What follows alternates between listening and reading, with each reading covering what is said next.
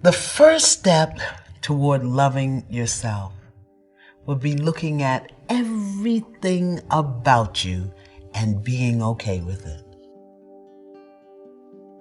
If you're crazy, be okay with it. If you're skinny, be okay with it. If you're fat, be okay with it. If you're short, tall, black, white, straight, gay, just learn to be okay with who you are as you are right now.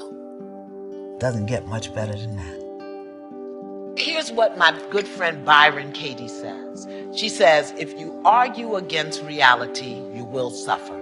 Yes. If you argue against reality, you will suffer. When we think we are unworthy, it means that for some reason, we believe that we have to prove we have a right to our space on the planet, in life, as we are, being who we are. And that means that we will do all manner of wonderfulness to prove we deserve to be here. And usually, some of the common things are we overcommit, overgive, we overdo, we over-excuse, we overcompensate, and we stay in difficult, desperate, hurtful, harmful situations much longer than it is wise or productive to do so. Or people say, oh, don't do that. That's not right. That's not nice. How you going to do that? So, these are the ways that we talk our pain down. We mask it. And a friend of mine, Reverend Deborah L. Johnson, she put it this way. In order to heal the pain, you got to feel it, deal with it, and heal it. Feel, deal, heal. Pay attention inward now. Pay attention inward now. Usually when we get a pain, it's something in here that's hurting, but we'll reach out here for something to calm it down. A pill, a drink, a cigarette, a man, a credit card, a new dress or something. But pain, first of all, gets your attention. Right. It doesn't have to be that way. Can people be in pain and don't know it? They know it. They just call it something else. Yeah. They call it frustration. So it's beyond the physicality. There's something else going on that we need to pay attention to because the pain is trying to get through. Pain is not normal. It really isn't.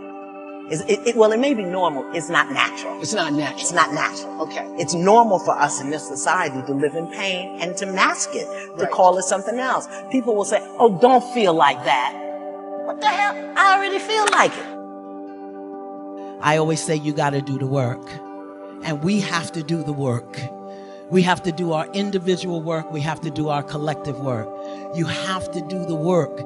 The reason I can stand before you today, not different from you, but just as a demonstration to you of what happens when you do the work. You got to do the work. So the question that I have for us to consider from this day forward, moving back into the world, wherever we are, is how are you going to stand in the sacred place in which you find yourself? If you can't stand but be bent, be bent. And as you can come up, come up. If you can come up halfway, come up halfway. You got to come up hunchback, come up hunchback. But the question becomes, how you going to stand? Whining and complaining or knowing the truth about who you are? How are you going to stand? Moment by moment when stuff comes up, because it's going to come up. I had a teacher say to me one time, have you heard that song, I Did It My Way?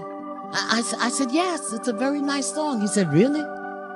That's not a good thing to do it your way.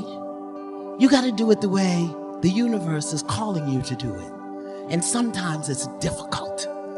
Sometimes it's difficult to do it the way the universe is calling you to do it.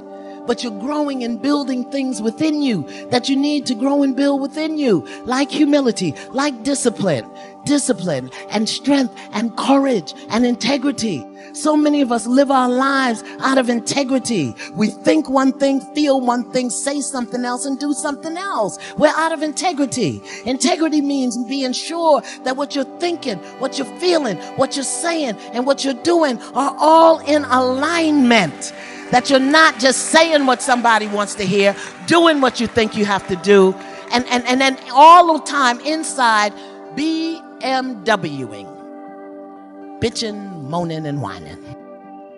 You've got to be willing to be blind and trust your navigation tools, your truth, your value, your worth, what matters to me, your culture, your tradition, your ancestors. You've got to be willing to hold on to something bigger, stronger, wiser than you when you're shedding and moving from one place to the next.